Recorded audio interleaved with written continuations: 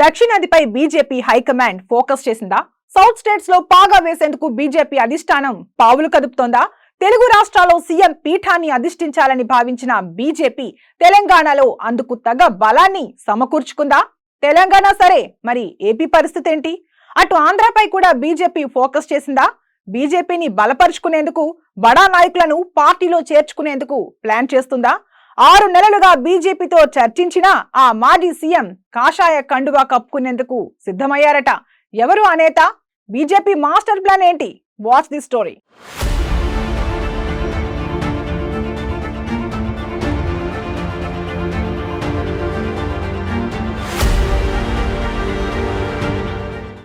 ఆంధ్ర రాజకీయాల్లో ఇప్పుడు ఇదే హాట్ టాపిక్.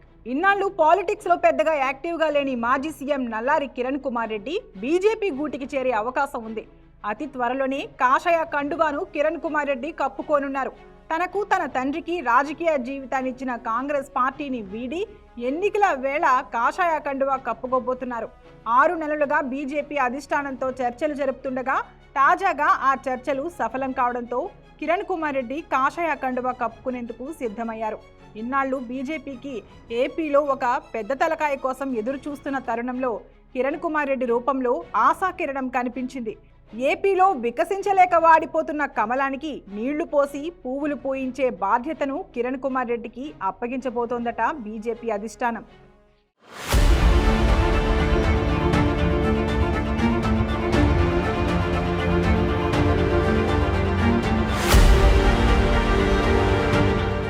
ఒక బడా నాయకుడిని తమ పార్టీలోకి తీసుకురావడానికి 2 తెలుగు రాష్ట్రాల్లో బీజేపీని పటిష్టం చేసేందుకు కేంద్ర హోంమంత్రి అమిత్ షానే గత కొంతకాలంగా వ్యూహ రచన చేస్తున్నారు. ఈ వ్యూహంలో భాగంగానే నల్లారి కిరణ్ కుమార్ రెడ్డిని బీజేపీలోకి ఎంట్రీ అని తెలుస్తోంది. 6 నెలలుగా సంప్రదింపులు, చర్చలు అనంతరం అమిత్ షాతో కిరణ్ కుమార్ రెడ్డి హస్తీనాలో భేటీ అయ్యారు. అమిత్ షాతో భేటీ అనంతరం కిరణ్ కుమార్ రెడ్డి బీజేపీలో చేరేందుకు నిర్ణయం తీసుకున్నారు.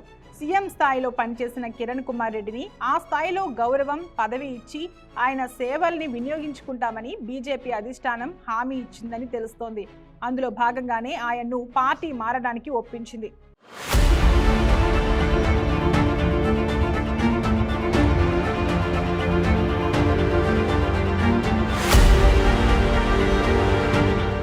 అటు ఏపీ, తెలంగాణ రాష్ట్రాలపై స్పెషల్ ఫోకస్ పెట్టిన బీజేపీ హైకమాండ్ ఇన్నాళ్లు ముందుండి పార్టీని నడిపించే బలమైన నాయకుడి కోసం గాలిస్తోంది. అందులో భాగంగా భారీ వ్యూహంతోనే కిరణ్ కుమార్ రెడ్డిని పార్టీలోకి ఆహ్వానించింది బీజేపీ. ఏపీ, తెలంగాణలో ఉన్న రెడ్డి సామాజిక వర్గాన్ని పార్టీ వైపు మళ్లించేందుకు రకరకాల ప్రయత్నాలు చేస్తోంది. రాజకీయాల్లో కీలకంగా ఉన్న రెడ్డి సామాజిక వర్గం నేతల మధ్య కిరణ్ కుమార్ రెడ్డికి మంచి పట్టుంది. అప్పటి కాంగ్రెస్ పార్టీలో చీఫ్ విప్గా, అసెంబ్లీ స్పీకర్గా 3.5 ఏళ్ల పాటు ముఖ్యమంత్రిగా పనిచేసిన కిరణ్ కుమార్ రెడ్డికి పార్టీపై అప్పట్లో పూర్తి స్థాయి పట్టు సాధించారు. రాష్ట్ర విభజన తర్వాత అనుకున్న వ్యూహాలు ఫలించక కాంగ్రెస్ పార్టీ 2 రాష్ట్రాల్లో పూర్తిగా చతికిలపడిన నేపథ్యంలో చాలా మంది రెడ్డి సామాజిక వర్గం కాంగ్రెస్ ను వీడారు. ఇక తెలంగాణలో ఇప్పటికీ కాంగ్రెస్ పార్టీకి పట్టు అత్యధికం రెడ్డి సామాజిక వర్గం నేతలే. అటు ఏపీలో పార్టీలో ముఖ్య నేతలెవరూ లేకపోయినప్పటికీ వారంతా వేర్వేరు పార్టీలో చేరిపోయారు. ముఖ్యంగా అధికార వైఎస్ఆర్సీపీ, టీడీపీలో చాలా మంది నేతలు ఉన్నారు.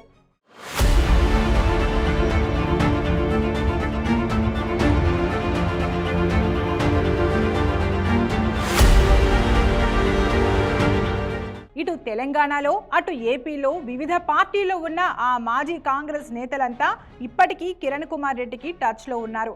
2 రాష్ట్రాల్లో ఉన్న రెడ్డి నేతలందరినీ ఒక తాటి మీదకి తెచ్చి కమలాన్ని మరింత బలోపేతం చేయాలనేది బీజేపీ వ్యూహంగా కనిపిస్తోంది. రాజకీయాల్లో విలువలున్న వ్యక్తిగా కిరణ్ కుమార్ రెడ్డికి మంచి పేరుంది.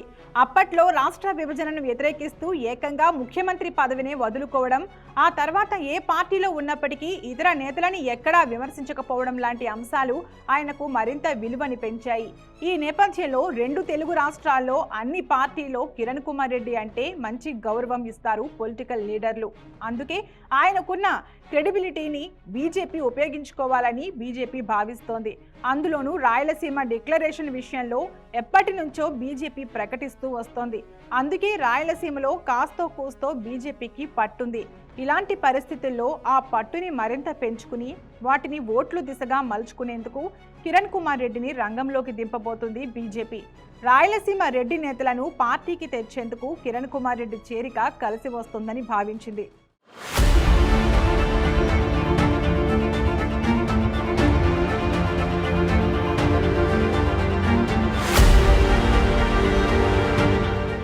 రెండు 2014 రాష్ట్ర విభజన తర్వాత రాజకీయాల్లో పెద్దగా యాక్టివ్గా లేని కిరణ్ కుమార్ రెడ్డికి బీజేపీలోకి చేరికతో మళ్లీ పొలిటికల్ భవిష్యత్తుకు కలిసి వస్తుందా అంటే అవును అనే చెప్పవచ్చు. ముఖ్యమంత్రి స్థాయిలో పనిచేసిన నల్లా కిరణ్ కుమార్ రెడ్డి ప్రాంతీయ పార్టీలో కాకుండా అతిపెద్ద జాతీయ పార్టీలో చేరడం ఖచ్చితంగా ఆయనకు కలిసొచ్చే అంశంగానే భావించవచ్చు. తనకు రాజకీయ భవిష్యత్తుని ఇచ్చి ఏకంగా సీఎంని చేసిన కాంగ్రెస్ పార్టీని అప్పట్లో తీవ్రంగా వ్యతిరేకించారు కిరణ్ కుమార్ రెడ్డి. రాష్ట్ర విభజనను వ్యతిరేకిస్తూ ఏకంగా కాంగ్రెస్ పార్టీకి ముఖ్యమంత్రి పదవికి రాజీనామా చేసేశారు. ఆ తర్వాత తాను నమ్మిన సమైఖ్యాంధ్ర కోసం అదే పేరుతో రాజకీయ పార్టీ పెట్టారు.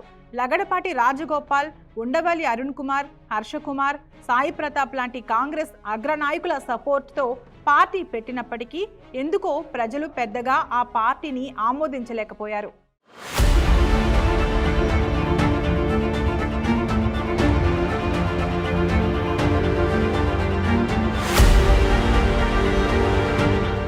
రాష్ట్ర విభజనను వ్యతిరేకిస్తూ ఏకంగా ముఖ్యమంత్రి పదవిని వదులుకున్నప్పటికీ ఏపీ ప్రజలు ఆయనకు పెద్దగా సానుభూతి చూపించలేదు.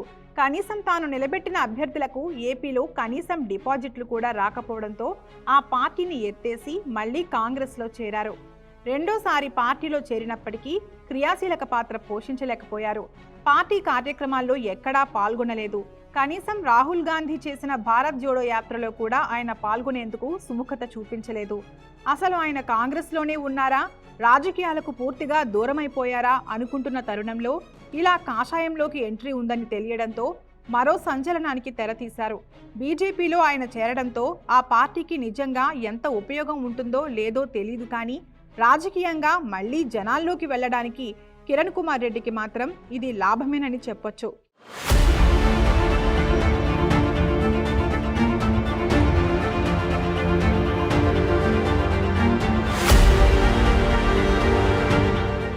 మరికొన్ని నెలల్లోనే తెలంగాణలో సాధారణ ఎన్నికలు రానున్నాయి.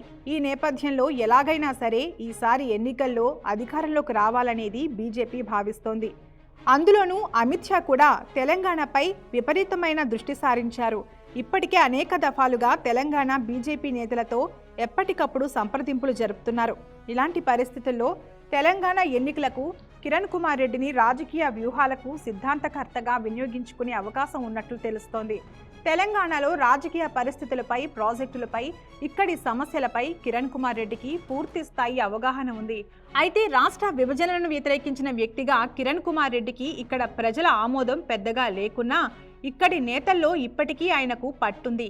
అందుకే తెర వెనుకే ఉండి పార్టీలోకి ముఖ్య నేతల్ని తీసుకురావడం, పార్టీని అధికారంలోకి తీసుకురావడానికి కావలసిన వ్యూహాల్ని రచించడానికి కిరణ్ సేవలను వినియోగించుకునేందుకు బీజేపీ హైకమాండ్ ఆలోచిస్తున్నట్లు సమాచారం.